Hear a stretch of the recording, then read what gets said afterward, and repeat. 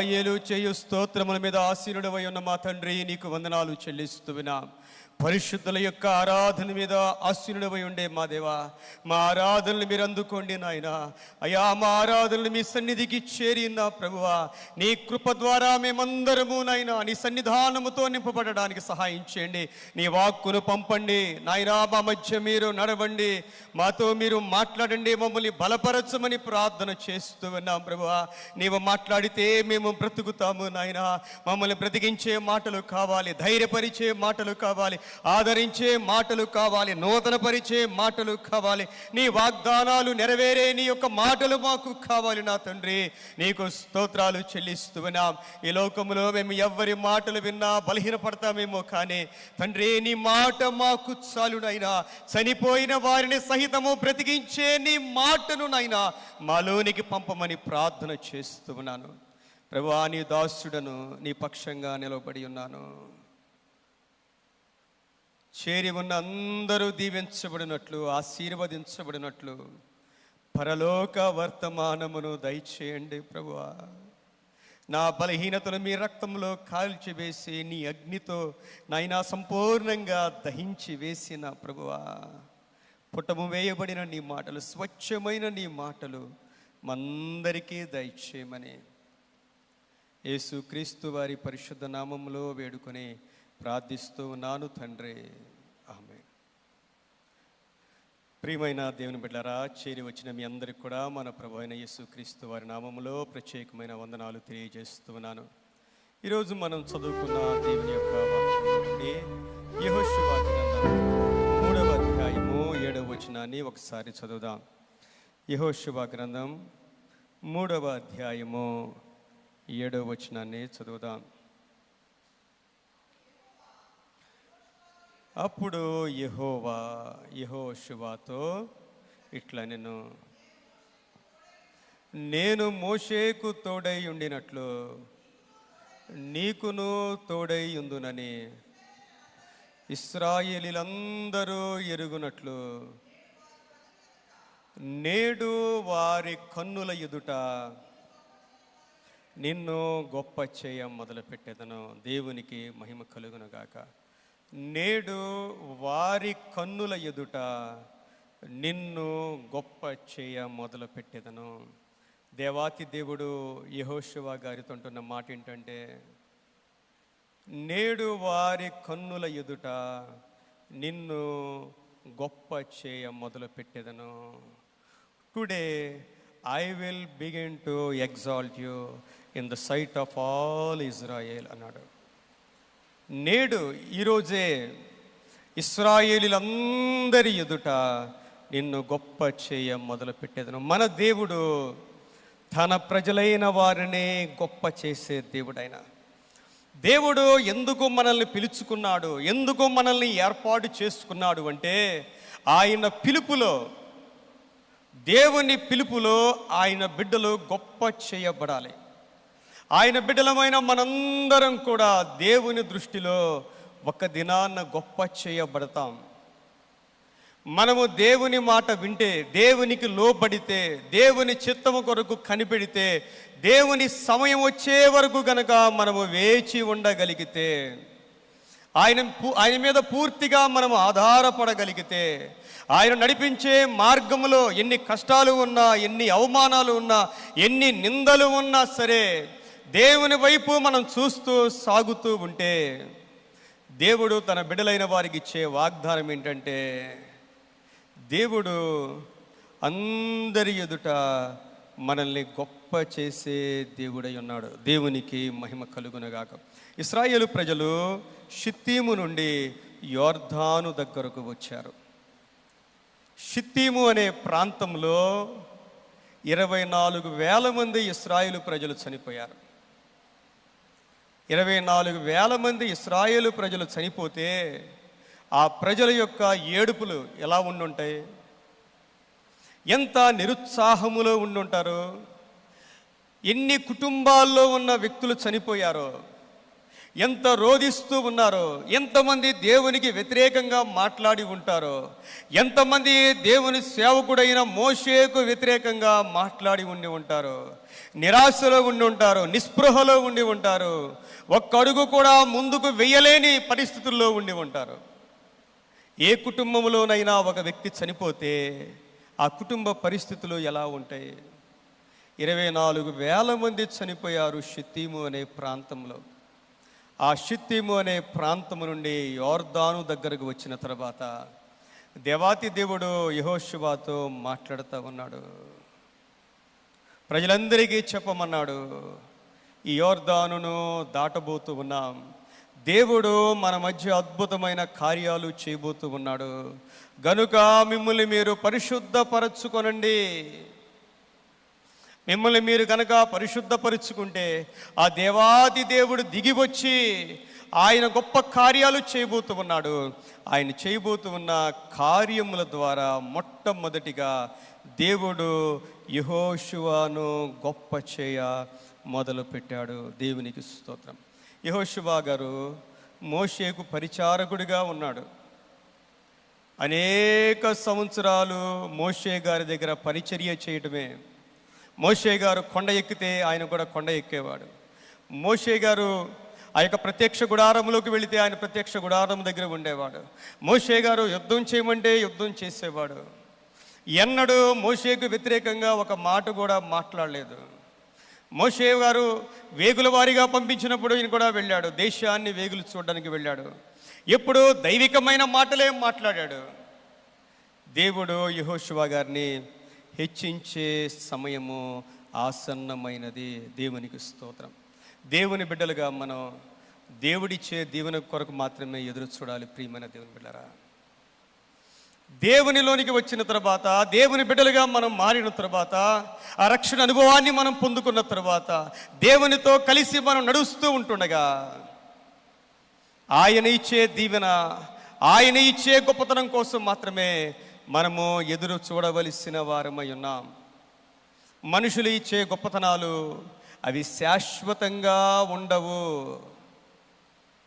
దేవుడు అంటూ ఉన్నాడు, నేడు వారి కన్నుల ఎదుట నిన్ను గొప్ప చేయ మొదలు పెట్టేదను. దినవృత్తాంతాల గ్రంథంలో 29వ అధ్యాయము 12వ వచనాన్ని చదువుదాం ఒకసారి. దినవృత్తాంతాల గ్రంథం 29వ అధ్యాయము 12వ వచనాన్ని.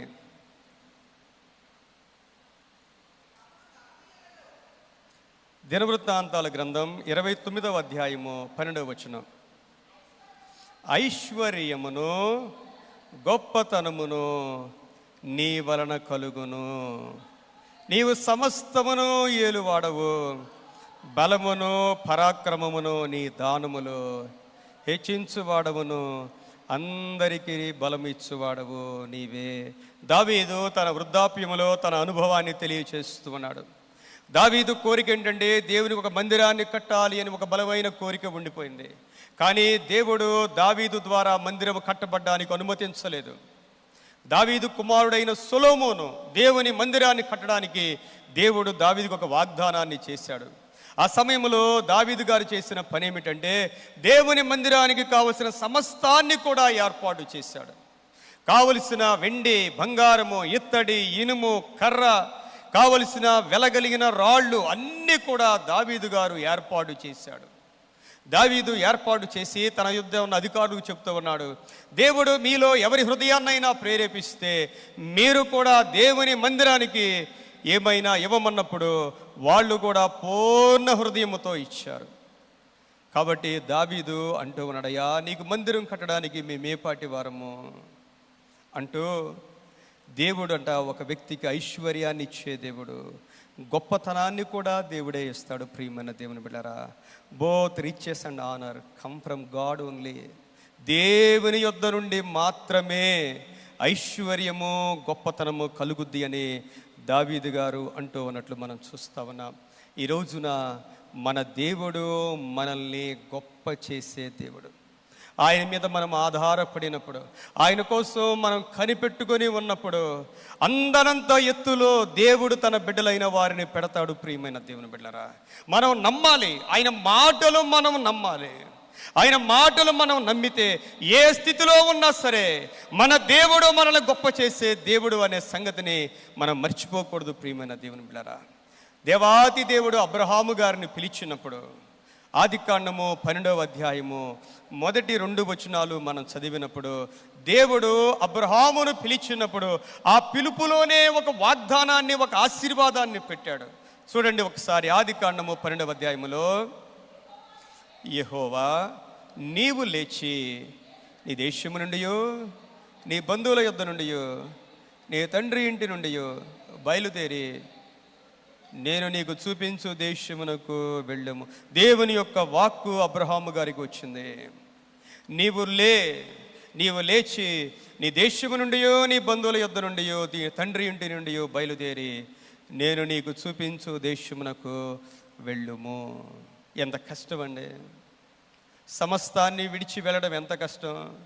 దేశాన్ని విడిచిపెట్టాలి, బంధువుల్ని విడిచిపెట్టాలి, తనకున్న వ్యాపారాల్ని విడిచిపెట్టాలి, సమస్తాన్ని విడిచిపెట్టి నేను నీకు చూపించే దేశమునకు వెళ్ళుము.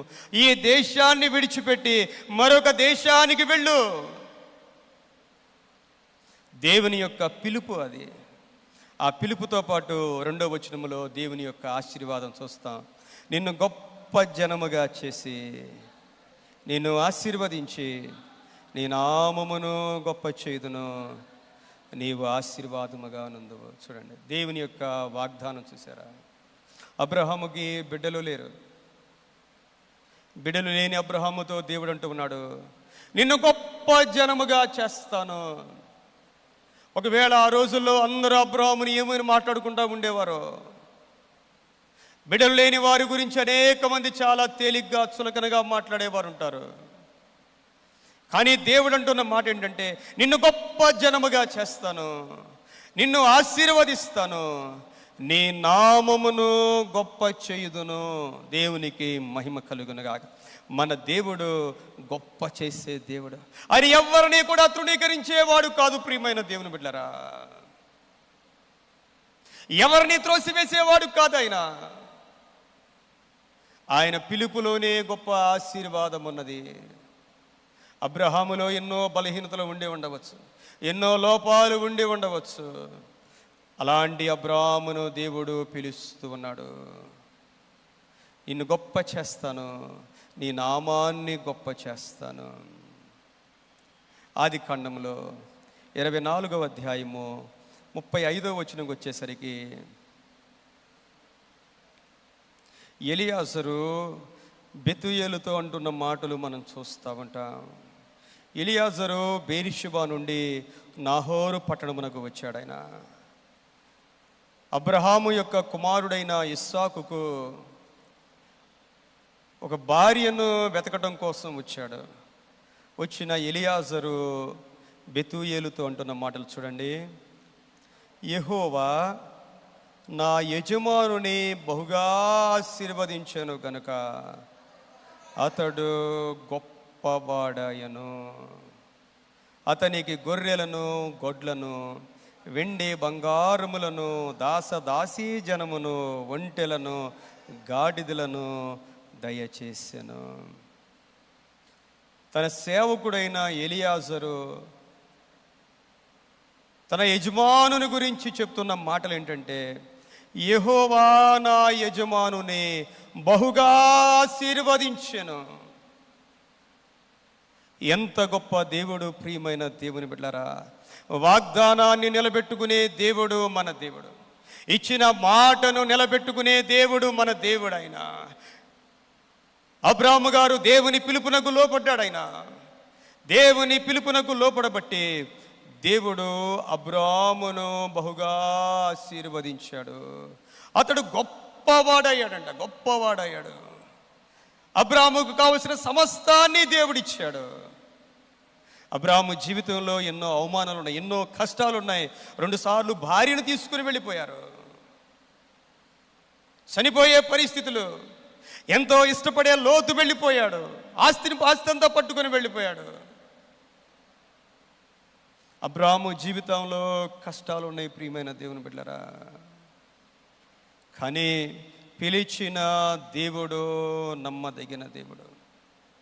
దేవునిలోనికి వచ్చాక, దేవుని మార్గములో మనం నడుస్తూ ఉన్నాక మనం గుర్తుపెట్టుకోవలసిన ఒకే ఒక్క మాట ఏంటంటే, మన దేవుడు మనతో ఉంటే మనల్ని ఎప్పుడూ మన దేవుడు గొప్పగానే ఉంచుతాడు. ఒకవేళ మన జీవితాల్లో అవమానాలు వచ్చినా, నిందలు వచ్చినా, అవన్నీ కూడా మనము ఆశీర్వాదం అనుకోవాలి. ప్రియమైన దేవుని బిడ్డలారా, మనుషుల ద్వారా వచ్చేది ఏదైనా తాత్కాలికమైనదే. దేవుడు ఎన్నుకున్న బిడ్డలు, వారి జీవితాలు వారు వెళ్ళినప్పుడు మారాలాంటి పరిస్థితులు ఖచ్చితంగా ప్రతి ఒక్కరి జీవితాల్లో ఉంటాయి. ఎడారి అనుభవాలు ప్రతి ఒక్కరి జీవితాల్లో ఉంటాయి. వాటన్నిటిలో మన దేవుడు మనల్ని గొప్ప చేసే దేవుడై ఉన్నాడు. దేవునికి మహిమ కలుగును గాక. అబ్రాము గురించి ఇస్తున్న సాక్ష్యం ఏంటంటే, దేవుడంట బహుగా ఆశీర్వదించాడు గనుక అతడు గొప్పవాడాయను. దేవుని ఆశీర్వాదాన్ని మనం కోరుకోవాలి. ఆయన బిడ్డలం. ప్రియమైన దేవుని బిడ్డరా, దేవుడు ఆశీర్వదిస్తే ఆ ఆశీర్వాదము శాశ్వతంగా మనకు ఉండిపోద్దండి. ఆయన ఆశీర్వాదంలో ఒక అద్భుతం ఉంటుంది. కళ్ళ ముందు ఏది కనపడదు, కానీ ఏ లోటు లేకుండా దేవుడు ఆయన బిడ్డలైన వారిని దీవిస్తూ ఉంటాడు. అది ఆయనలో ఉన్న గొప్పతనం. ప్రియమైన దేవుని బిడ్డరా, అబ్రాము తరువాత దేవుడు అబ్రాము కుమారుడైన ఇస్సాకును గొప్ప చేయటం ప్రారంభించాడు. మనం ఆది కాండంలో 26వ అధ్యాయం మనం చదివితే, ఆది కాండము 26వ అధ్యాయము 12వ వచనాన్ని చదువుదాం. ఇస్సాకు ఆ దేశమందున్నవాడే విత్తనము వేసి ఆ సంవత్సరము 100 ఫలము పొందెను. యెహోవా అతనిని ఆశీర్వదించెదను గనుక ఆ మనుష్యుడు గొప్పవాడాయను. అతడు మిక్కిలి గొప్పవాడగు వరకు క్రమక్రమముగా అభివృద్ధి పొందుచు వచ్చెను.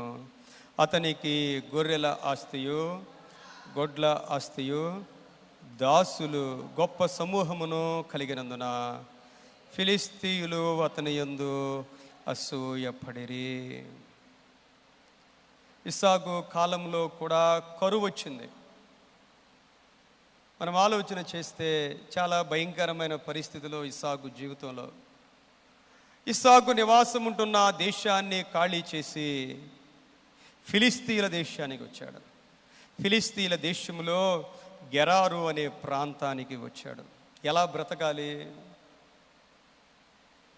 అక్కడికి వెళ్ళాడు. అక్కడ కూడా ఆయనకి ఇబ్బందులు వచ్చాయి. తన భార్యను ఈమె నా భార్య అని చెప్పుకునే పరిస్థితి కూడా ఇస్సాకుకు లేదు అక్కడ. అలాంటి పరిస్థితి. ఈమె ఎవరు అంటే, ఈమె నా సహోదరి అని చెప్పాడు. వాళ్ళకి అర్థమైపోయింది ఈమె ఆయన భార్య అని. అలాంటి భయంకరమైన ఫిలిస్తీన్ల దేశంలో దేవుడు ఇస్సాకుకు తోడుగా ఉన్నాడు. దేవుడు అన్నాడు, ఈ ప్రాంతంలో కొద్ది కాలం ఉండమన్నాడు దేవుడు. కాబట్టి ఇస్సాకు ఆ దేశంలో ఏం చేశాడంటే విత్తనము వేశాడంట. విత్తనము వేశాడు. విత్తనము వేసి 100 ఫలము పొందెను. దేవునికి మహిమ కలుగునుగాక.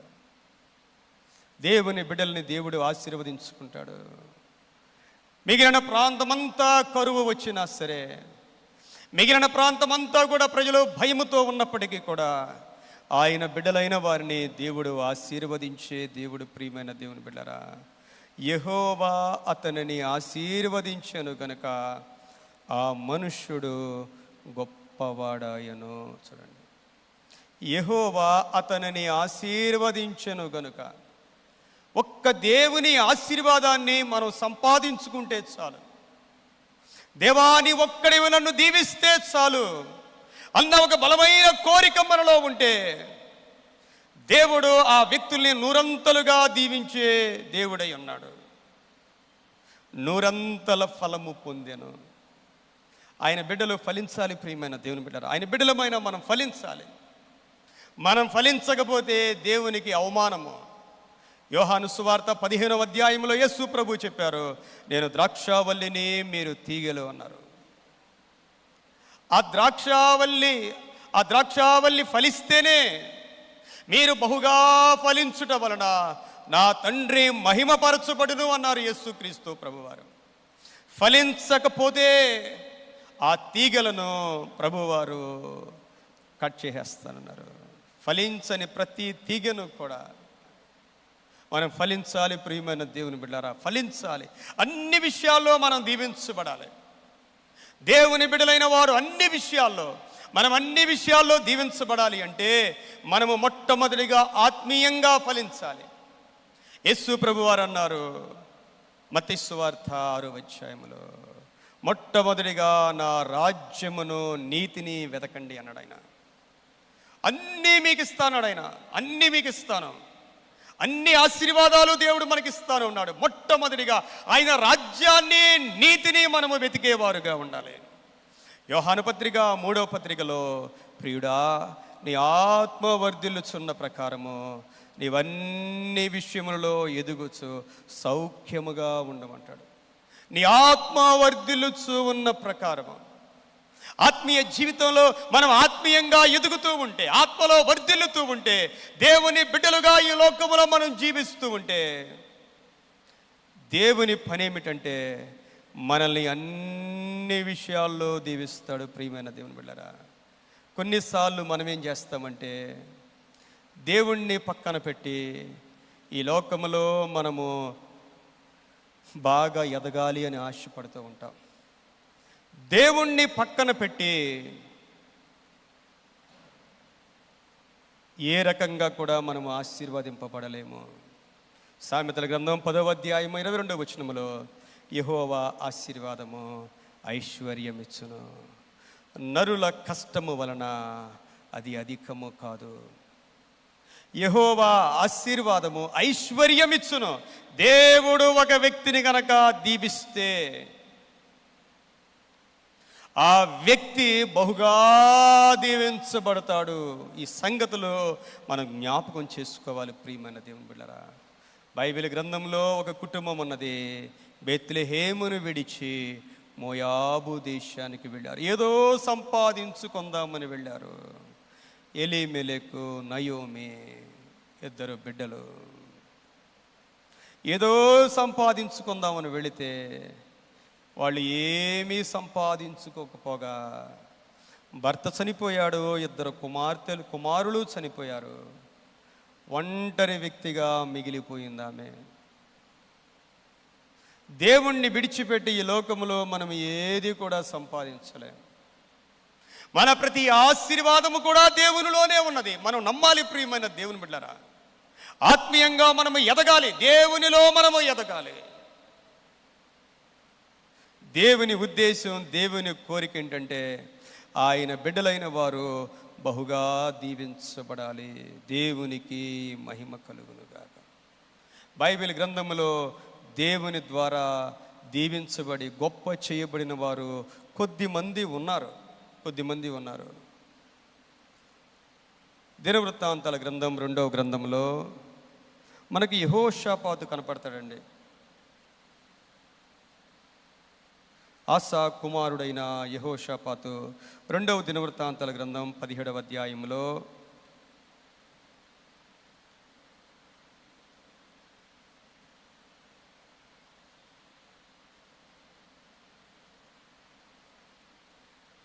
ఒకసారి 12వ వచనాన్ని చదువుదాం. యెహోషాపాతు అంతకంతకు గొప్పవాడై యూదాదేశమునందు కోటలను, సామాగ్రిని నిలవచేయు పట్టణములను కట్టించెను. దేవునికి మహిమ కలుగునుగాక. యెహోషాపాతు గురించి బైబిల్ గ్రంథంలో చాలా మంచి మాటలు రాయబడ్డాయి.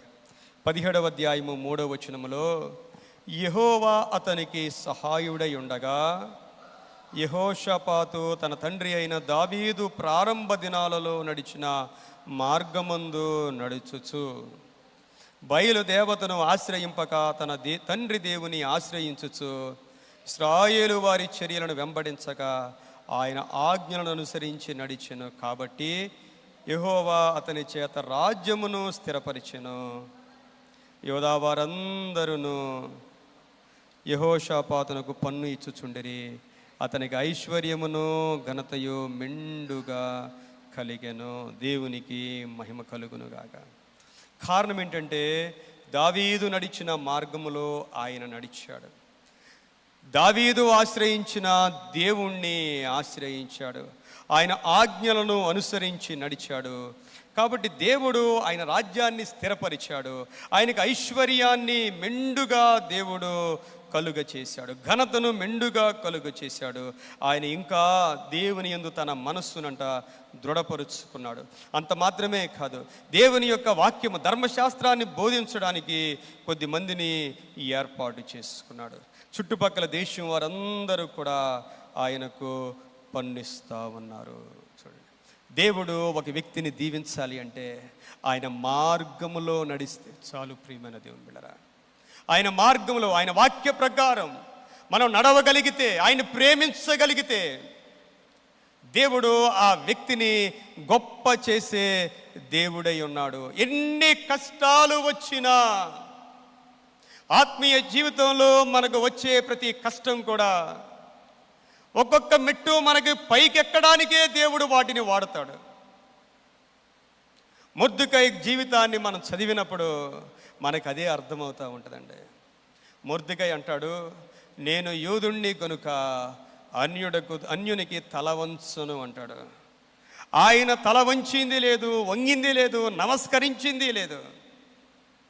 ఎస్తేరు గ్రంథం 9వ అధ్యాయము 4వ వచనంలో మొర్దెకై గురించి గొప్ప సాక్ష్యాన్ని మనం చదువుతాం. మొర్దెకై రాజు యొక్క నగరులో గొప్పవాడాయను. ఈ మొర్దెకై అనువాడు అంతకంతకు గొప్పవాడొకటి చేత అతని కీర్తి సంస్థానములన్నిటి యందు వ్యాపించెను. మొర్దెకై ఒక్కడు గొప్ప నీతిమంతుడిగా జీవించినట్లు మనం చూస్తా ఉన్నాం. మొర్దెకై గురించిన సాక్ష్యం ఎంత గొప్ప సాక్ష్యం అంటే, ఒకసారి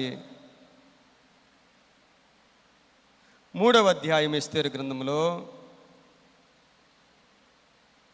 4వ వచనాన్ని చదువుదాం. 2వ వచనం నుండి చదువుదాం మనం. ఎస్తేరు గ్రంథం 3వ అధ్యాయము 2వ వచనం నుండి.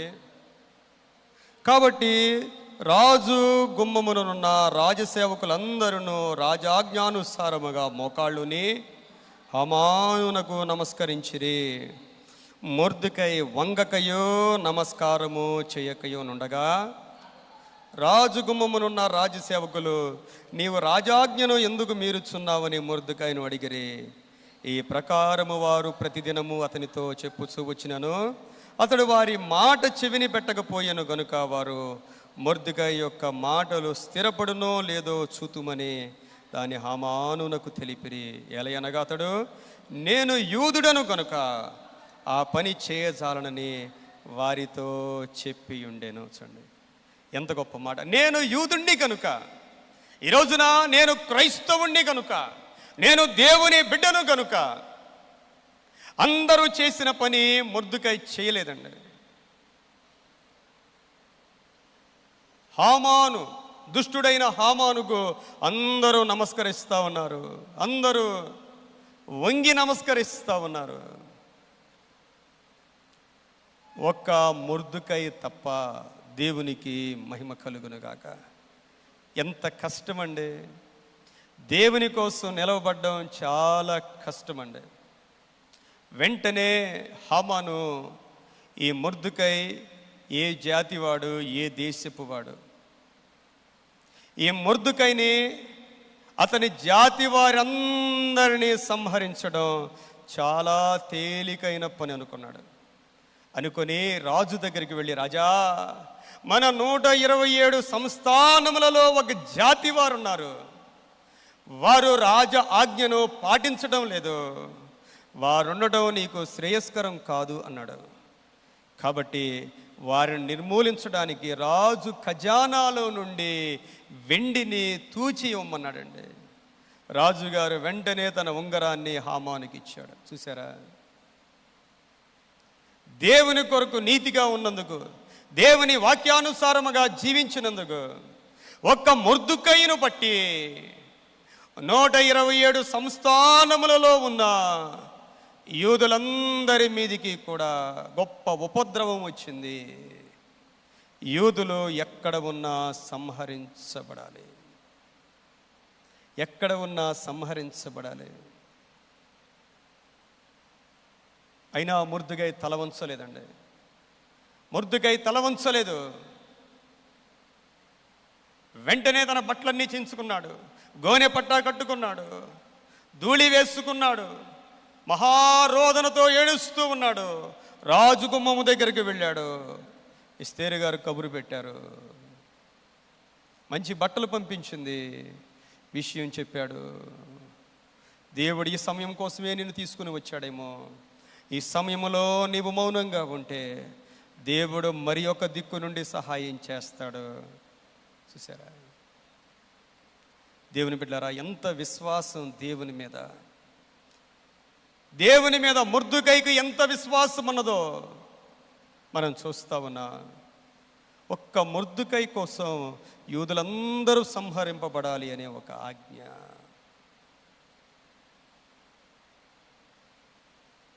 ఎస్తేరు రాణి భోజనానికి పిలిచింది, రాజుగారిని పిలిచింది. రాజుగారితో పాటు హామాన్ని పిలిచేసరికి సంతోషం పట్టుకోలేకపోయాడు. అయినా మొర్దెకై మాత్రం తనకి వంగటం లేదు, నమస్కరించడం లేదు. తనకు మనశ్శాంతి లేకుండా పోయింది. తన భార్య అయిన జెరూషా, తన స్నేహితులందరూ మంచి సలహా ఇచ్చారు. 50 మూరల కొయ్యను ఇంటి దగ్గర రెడీ చేసేయమని. 50 మూరల కొయ్యను రెడీ చేసేసాడండి. కరెక్ట్గా ఆ రోజు రాత్రే రాజుగారికి నిద్ర పట్టలేదంట, అహష్వేరోషు గారికి. ఆ రోజు రాత్రే దేవుని కార్యాలు చూడండి. దేవుడు ఒక నిమిషం ముందుకు పనిచేయడు, ఒక నిమిషం ఆలస్యంగా పనిచేయడు. దేవుని సమయాలు చాలా పర్ఫెక్ట్గా ఉంటాయి. మన మనుషులం కాబట్టి తొందరపడతా ఉంటాం. ఒక కొయ్య రెడీ అయిపోయింది. రాజుగారు ఆ సమాచార గ్రంథం చదువుతూ ఉండంటే, రాజు గుమ్మము దగ్గర ఉన్న ఇద్దరు రాజును సంహరించాలి అనుకున్నప్పుడు మొర్దెకై ఈ విషయాన్ని ఎస్తేరుకు తెలియచేసినప్పుడు, ఎప్పుడో ఎస్తేరు గారు రాజ సమాచార గ్రంథంలో ఈ విషయాన్ని వ్రాసింది. ఆ రోజు రాత్రి చదివాడు ఆయన. ఏదైనా ఆయనకి ఏమైనా మనము ఉపకారం చేశామా? ఏమీ చేయలేదు. సర్లే, వెంటనే ఎవరున్నారు బయట అంటే హామాను ఉన్నాడు. హామాను అడుగుతూ ఉన్నాడు, రాజు ఎవరికైనా మేలు చేయాలనుకుంటే ఏ విధంగా చేయాలంటే హామాను అనుకుంటాడు, రాజుగారు నాకు తప్ప ఇంకెవరికి చేస్తాడనుకొని.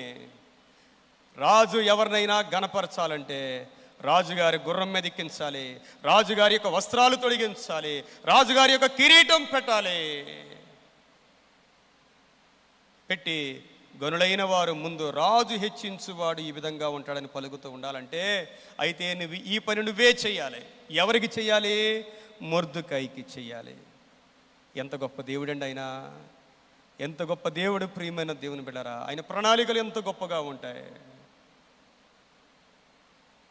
చేశాడండి, హామాను చేశాడు. మొర్దెకైను గుర్రము ఎక్కించి, రాజుగారి వస్త్రాలు తొడిగించి, ఆ యొక్క బంగారపు కిరీటాన్ని పెట్టి, ఆ ముందు అరుచుకుంటా వెళ్ళాడు. అరుచుకుంటూ వెళ్ళి మొర్దెకై ఆ గుమ్మం దగ్గర కూర్చునేసరికంట తల వంచుకొని ఏడుస్తూ వెళ్ళిపోయాడంట. ఎంత గొప్ప దేవుడు! ప్రియమైన దేవుని బిడ్డలారా, మన దేవుడు ఆయన బిడ్డలైన వారిని, నమ్మకస్తులైన వారిని మన దేవుడు విడిచిపెట్టేవాడు కానే కాదు. ఏ హామానైతే మొర్దెకైను ఉరి తీయాలనుకున్నాడో అదే ఆ కొయ్య మీద మళ్ళా పిలిచింది ఎస్తేరు రాణి భోజనానికి. మా నీ కోరిక ఏంటంటే అప్పుడు చెప్తా ఉంది, అయ్యా ఒకవేళ మేము దాస్యానికి అమ్మబడినా పర్వాలేదు, కానీ నేను నా జాతి అంతా కూడా నశింప చేయబడ్డానికి రెడీగా ఉన్నాం. ఎవరో ఈ దుష్ట పని చేసిందంటే ఈ దుష్టుడు హామానే అనేసరికి వెంటనే వణికిపోయాడండి. వెంటనే వణికిపోయాడు. రాజుగారు బయటికి వెళ్ళేసరికి రాణిగారు కూర్చున్న సెయ్యి దగ్గర పడి ఉన్నాడు హామాను. వెంటనే ఆయన తలకు ముసుగు వేసి చంపబోతా ఉంటే రాజు దగ్గర ఉన్న సేవకులు చెప్తా ఉన్నారు, రాజా ఈ మొద్దుగాయని చంపడానికి ఇంటి దగ్గర 50 మూరల కొయ్యను రెడీ చేశాడు, దాని మీదే వేలాడదీసేయమన్నాడు రాజుగారు. మొర్దెకై గురించి దేవాతి దేవుడిస్తున్న స్టేట్మెంట్ ఏంటంటే ఎంత గొప్ప స్టేట్మెంట్ అండి. మొర్దెకై రాజు యొక్క నగరులో గొప్పవాడాయను. దేవుని కొరకు రోషము కలిగిన వారు కావాలి. నేను యూదుణ్ణి కనుక అన్నాడు మొర్దెకై. ఈ రోజున మనమేమనాలంటే నేను యేసుక్రీస్తు ప్రభు యొక్క బిడ్డను కనుక, దేవుని యొక్క బిడ్డను కనుక, నేను రక్షింపబడ్డాను కనుక దేవుని కొరకు మనం నిలవబడాలి. ప్రియమైన దేవుని బిడ్డరా, దేవుని కనుదృష్టి మన మీద పడాలి. దేవుని కొరకు మనం నిలవబడినప్పుడు ఈ లోకంలో కష్టాలు వస్తాయి, బాధలు వస్తాయి, నిందలు వస్తాయి, అన్నీ వస్తాయి. వచ్చినప్పుడు మనము నిలవబడాలి. దేవుని బిడ్డలమైన మనం ఏ ఎండకు ఆ గొడుగు పట్టుకోకూడదు. చనిపోయిన చేపల్లాగా నీరు ఎటు కొట్టుకొని పోతా ఉంటే అటు కొట్టుకొని మనం వెళ్ళిపోకూడదు. దేవుని కొరకు రోషముగా మనము నిలవబడాలి. మొర్దెకై అంతకంతకు గొప్పవాడాయను అనే మాట మనం చదువుతూ ఉంటాం. దేవుణ్ణి స్తుతించే బిడ్డలను కూడా దేవుడు గొప్ప చేస్తాడండి. మన దగ్గర పాటలు పాడే యవన బిడ్డలు ఉంటారు. ప్రార్థనాపూర్వకంగా పాటలు పాడితే, హృదయపూర్వకంగా కొంత సమయాన్ని కేటాయించుకుని యవన కాలంలో మన జీవితాన్ని ప్రభువుకు కేటాయించుకుంటే దేవుడు గొప్ప చేసే దేవుడు అనే సంగతిని దేవుని యొక్క వాక్యంలో వ్రాయబడింది. దినవృత్తాంతాల గ్రంథంలో మొదటి గ్రంథము 25వ అధ్యాయము 5వ వచనాన్ని చదువుదాం మనం. దినవృత్తాంతాల గ్రంథం మొదటి గ్రంథం 25వ అధ్యాయము 5వ వచనం. వీరందరూ దేవుని వాక్కు విషయములో రాజునకు దీర్ఘదర్శియగు హేమాను యొక్క కుమారులు. హేమాను సంతతిని గొప్ప చేయుటకై దేవుడు హేమానునకు 14 కుమారులను 3 కుమార్తెలను దేవుడు హేమాను సంతతిని గొప్ప చేయాలి అనుకున్నాడంట. హేమాను సంతతిని దేవుని యొక్క వాక్యంలో మనం చదివితే లేవికి 3 కుమారులు ఉన్నారు, గెర్షోను, కహాతు, మొరారి. ఈ 3 కుమారుల్లో దేవుడు ఏం చేశాడంటే గెర్షోను వంశంలో నుండి ఒకరిని, కహాతు వంశంలో నుండి ఒకరిని, మొరారి వంశంలో నుండి ఒకరిని. ఈ 3 ఎవరంటే దేవుని సన్నిధిలో పాటలు పాడేవారు, వాయిద్యాలు వాయించేవారు. దేవుని సన్నిధిలో ఎవరైతే పాటలు పాడి వాయిద్యాలు వాయించి హృదయపూర్వకంగా దేవుణ్ణి ఆరాధిస్తారో దేవుడు వారిని గొప్ప చేసే దేవుడై ఉన్నాడు. మనం జ్ఞాపకం చేసుకోవాలి. అందువల్ల మన యవ్వన బిడ్డలను కూడా దేవుని యొక్క పనిలో పాత్రలుగా మనం చేయాలి. ప్రియమైన దేవుని బిడ్డలారా, యవ్వన కాలంలో దేవుని యొక్క కాడి మనం మొయ్యాలి. దేవుని సేవ అంటే కొద్దిగా మనం కాడి, కొద్దిగా బరువు, కొంత చెమట, కొంచెం ప్రయాస అన్నీ మనం భరించుకోవాలి. అది లేకుండా దేవుని పని అవ్వదు. యవ్వన కాలంలో ప్రభువు కాడిని మనము మోసేవారముగా ఉండాలి. తప్పించుకోకూడదండి. దేవుని కోసం ఏదైనా కష్టపడవలసి వస్తే మనము తప్పించుకునేవారుగా మనం ఉండకూడదండి.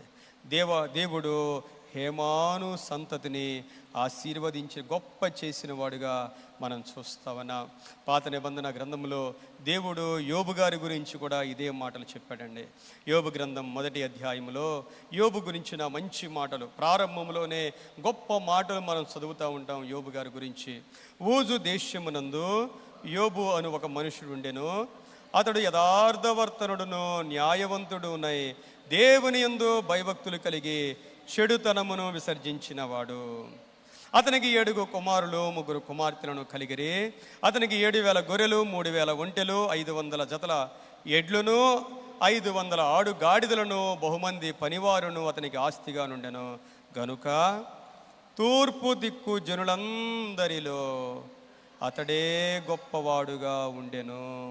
దేవుడు యోబు గారిని ఆశీర్వదించాడు. కారణం ఏంటంటే అతడు యథార్థవర్తనుడు, న్యాయవంతుడు, దేవుని యందు భయభక్తులు కలిగి చెడుతనమును విసర్జించినవాడు. 4 గొప్ప లక్షణాలు యోబు గారిలో ఉన్నాయి. ఆ గొప్ప 4 లక్షణాలను బట్టి దేవుడంట తూర్పు దిక్కులో ఉన్న జనులందరిలో కల్లా అతడే గొప్పవాడుగా ఉన్నాడు. ఎందుకంటే దేవుడు ఆ వ్యక్తిని ఆశీర్వదించడం మనం చూస్తాం. ప్రియమైన దేవుని బిడ్డలారా, దేవుని ద్వారా మనము ఆశీర్వదించబడాలి, దేవుని ద్వారా మనం దీవించబడాలి, ఆయన కృప మన మీదికి రానివ్వాలి. నూతన నిబంధనలో బాప్తిస్మిచ్చి యోహాను గురించి ఈ మాటలు వ్రాయబడ్డం మనం చూస్తూ ఉంటాం. లూకాసు వార్తలో మొదటి అధ్యాయములో, లూకాసు వార్త మొదటి అధ్యాయము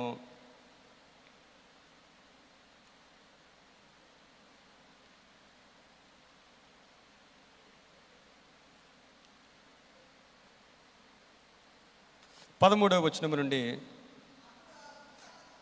అప్పుడు ఆ దూత అతనితో, జకరియా భయపడకము, నీ ప్రార్థన వినపడినది, నీ భార్య అయిన ఎలిజబెత్ నీకు కుమారుని కనును, అతనికి యోహాను అను పేరు పెట్టుదువు. అతడు ప్రభు దృష్టికి గొప్పవాడే, ద్రాక్షారసమైనను మద్యమైనను త్రాగక, తన తల్లి గర్భమున పుట్టినది మొదలుకొని పరిశుద్ధాత్మతో నిండుకొనిన వాడే, ఇశ్రాయేలులో అనేకులను ప్రభువైన వారి దేవుని వైపునకు తిప్పును. దేవునికి మహిమ కలుగునుగాక. జకరియా ఎలిజబెతులు అనేక సంవత్సరములు బిడ్డలు లేకుండా ఉన్నారు. అయినప్పటికీ వారు చేసిన పని ఏమిటంటే 6వ వచనములో, వీరిద్దరూ ప్రభువు యొక్క సకలమైన ఆజ్ఞల చొప్పునను న్యాయ విధుల చొప్పునను నిరపరాధులుగా నడుచుకొనుచు దేవుని దృష్టికి నీతిమంతులైరి. చూడండి, దేవుని దృష్టికి నీతిమంతులైరి. తల్లిదండ్రుల యొక్క ఆశీర్వాదం బిడ్డల మీదకి రావడం మనం చూస్తూ ఉన్నాం. దేవుని సన్నిధిలో ఎంత నీతిగా ఉన్నా, ఎంత యథార్థంగా ఉన్నా వారికి బిడ్డలు లేరు, చాలా కాలం బిడ్డలు లేరు. అయినా జకరియా దేవుని సేవను మానలేదు.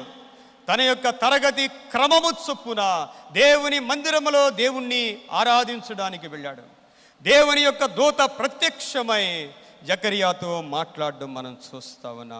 జకరియా, నీవు భయపడవద్దు, నీ ప్రార్థన వినపడినది, నీ భార్య అయిన ఎలిజబెత్ నీకు కుమారుని కనును, అతనికి యోహాను అను పేరు పెట్టుదువు. అతడు ప్రభువు దృష్టికి గొప్పవాడే, ద్రాక్షారసమైనను మద్యమైనను త్రాగక, తల్లి గర్భమున పుట్టినది మొదలుకొని పరిశుద్ధాత్మతో నిండుకొనినవాడే. ఆయన గొప్పతనం అదేనండి. ఆయన గొప్పతనం ఎక్కడ ఉన్నాడు? అరణ్యములో జీవించాడు. ఏం బట్టలు వేసుకున్నాడు? ఏమి తిండి తిన్నాడు? ఆయన ఒంటి రోమముల వస్త్రము, మిడతలు, అడవి తేనె అతనికి ఆహారము. అరణ్యములో నివసించిన యోహాన్ని దేవుడు గొప్ప చేశాడు. స్త్రీలు కనిన వారిలో బాప్తీసమిచ్చు యోహాను కంటే గొప్పవాడు లేడు. పుట్టినది మొదలుకొని పరిశుద్ధాత్మతో నింపబడినవాడు. మన జీవితంలో కూడా దేవుడిచ్చిన గొప్పతనం ఏంటంటే దేవుని ఆత్మయే. దేవుని ఆత్మతో మనం నింపబడితే, దేవుడు మనలో ఉంటే మనం గొప్పవారం. ప్రియమైన దేవుని బిడ్డలారా, దేవుడు మనలో నివసించడానికి ఇష్టపడే దేవుడు ఆయన. యోహాను పత్రిక మొదటి పత్రికలో ఎంత మంచి మాట వ్రాయబడి ఉంటుంది. మీలో ఉన్నవాడు లోకములో ఉన్నవాని కంటే, 4వ అధ్యాయము 4వ వచనములో, చిన్నపిల్లలారా మీరు దేవుని సంబంధులు, మీలో ఉన్నవాడు ఈ లోకములో ఉన్నవాని కంటే గొప్పవాడు గనుక మీరు వారిని జయించి ఉన్నారంటే దుష్టుని జయించి ఉన్నారు. దేవుడు మనలో ఉంటే ఈ లోకాన్ని మనం జయించినట్లే, అపవాదిని మనం జయించినట్లే. బాప్తీసమిచ్చి యోహాను ఆయన ప్రభువు దృష్టికి గొప్పవాడు అనే మాట మనం చదువుతూ ఉన్నాం. ప్రియమైన దేవుని బిడ్డలారా, ముగించబోతా ఉన్నాను. దేవుడు మనల్ని కూడా గొప్ప చేయాలి అంటే మనం ఏం చేయాలి? దేవుడు మనల్ని గొప్ప చేయాలి అంటే ప్రార్థన చేయాలి. ప్రార్థన చేయాలి ప్రియమైన దేవుని బిడ్డలారా. 71వ కీర్తనలో మనం చదివితే 21వ వచనంలో, కీర్తనలో 71వ కీర్తన 21వ వచనంలో,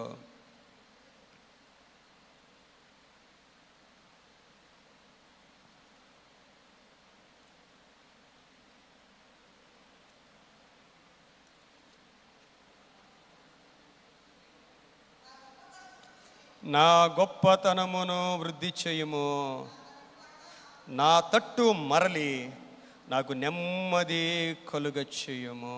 అంతేనండి. ఈ లోకంలో గొప్పతనాన్ని దేవుడే ఇస్తాడు. దేవుడు గొప్పతనాన్ని ఇచ్చే దేవుడు. ప్రియమైన దేవుని బిడ్డలారా, ఆయన గొప్ప చేసే దేవుడు. ఆయన బిడ్డలైన వారు ఎక్కడ ఉన్నా మన దేవుడు మనల్ని హెచ్చించడానికి ఇష్టపడే దేవుడై ఉన్నాడు. ఆయన హెచ్చించడానికి ఇష్టపడే దేవుడు. మనం ప్రార్థన చేయాలి. మనుషుల యొక్క గొప్పతనాన్ని మనం కోరుకోకూడదండి. ఈరోజు మనుషులు మనల్ని పొగుడుతారు, అదే మనుషులు అదే నోటితో తిడతారు. ప్రియమైన దేవుని బిడ్డలారా, మనుషులు మనల్ని పొగిడినప్పుడు మనం ఉప్పొంగిపోయి మన గురించి చెడుగా మాట్లాడినప్పుడు మనం కృంగిపోకూడదు. మనుషుల మాటలు పట్టించుకోకూడదు. యేసు ప్రభువు అండి ఎప్పుడు మనుషులు పొగిడినా అక్కడి నుంచి వెళ్ళిపోయేవాడు. ఎందుకంటే దేవునికి వారి హృదయ అంతరంగాలు తెలుసు.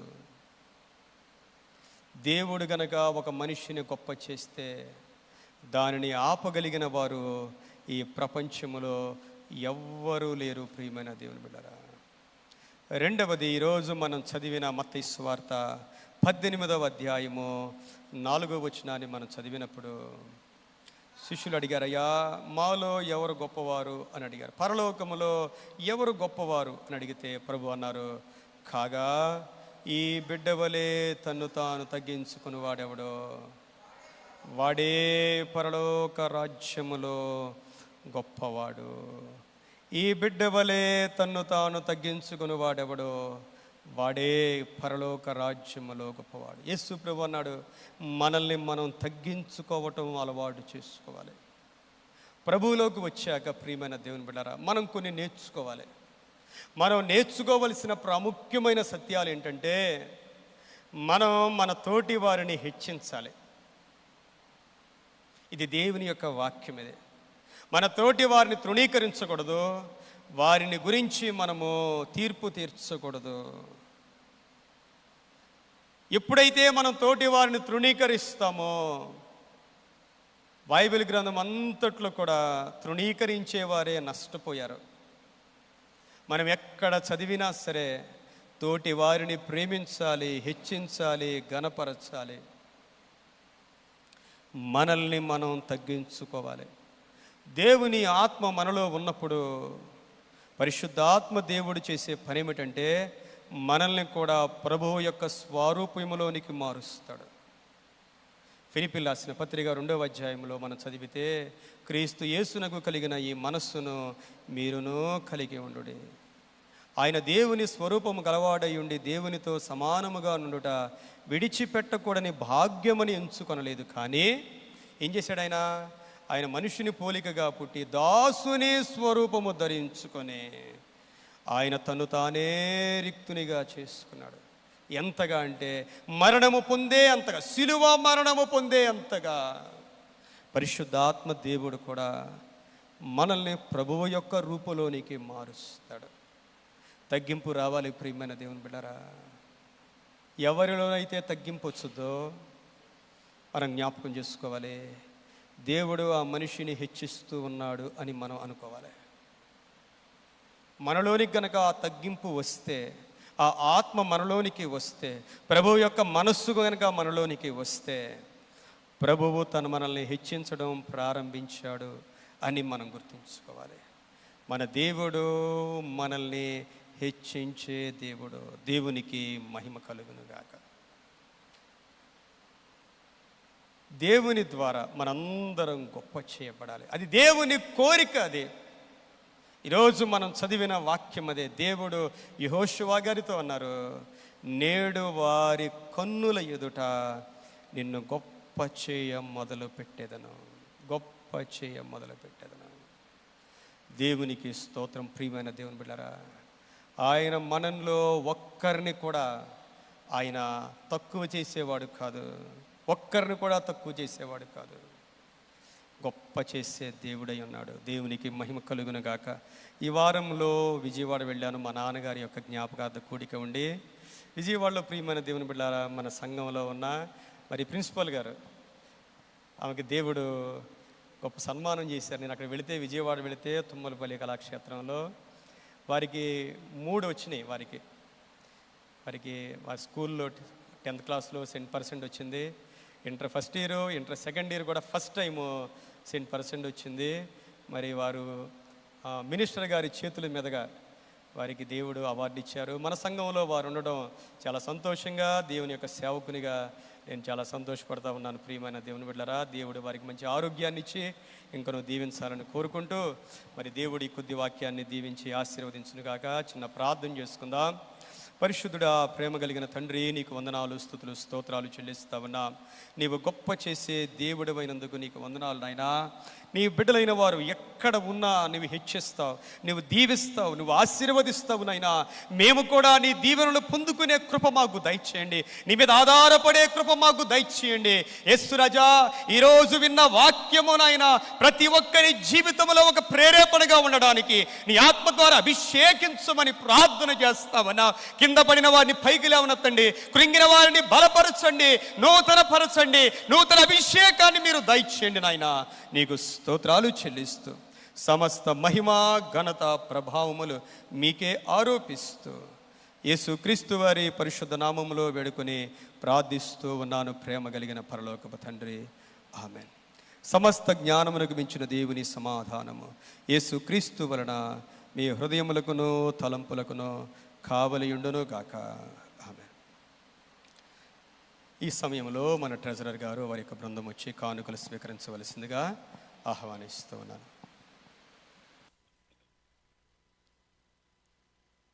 యేసు స్వామి నీకు నేను నా సమస్త మిత్తును, నీ సన్నిధిలో వేసరించి ఆశతో సేవింతును. నా సమస్తము నా సమస్తము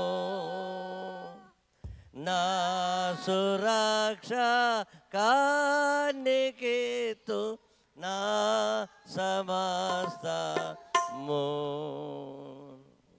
యేసు స్వామి నీకే నేను దోసిలోకి రోకేద,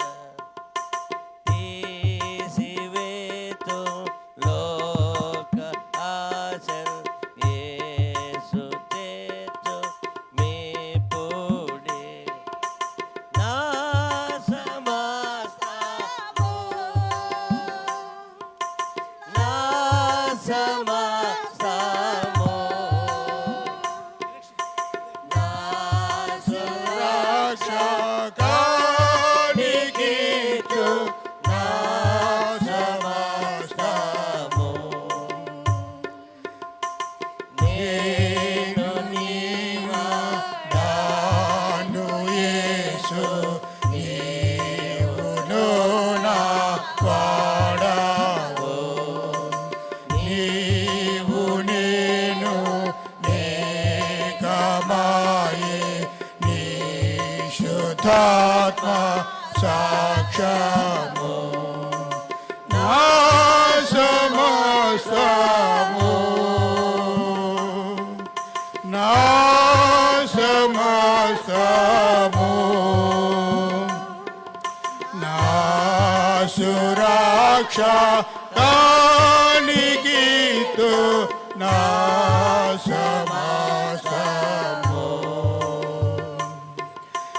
నీకు నన్ను యేసు ప్రభు ఈయనేనే ఏగితి, నీదు ప్రేమ శక్తి నింపు, నీదు దివే నీయావి నా సమస్తము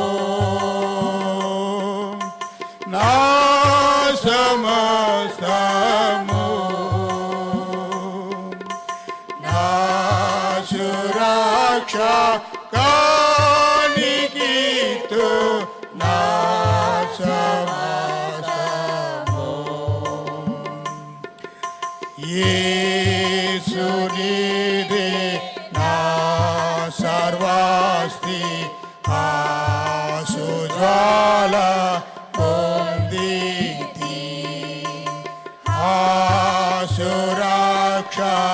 నానందమా హల్లెలూయా స్తోత్రము నా సమస్తము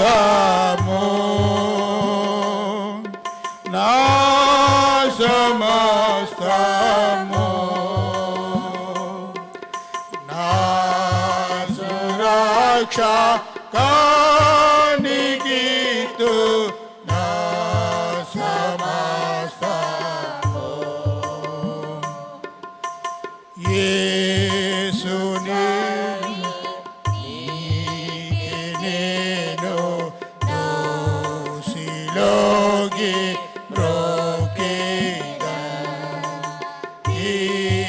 తీసివేతు లోకాయాచల్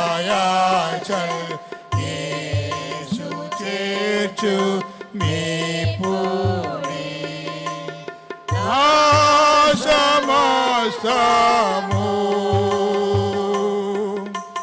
నా సమస్తము నా సురక్ష కానికితు నా సమస్తము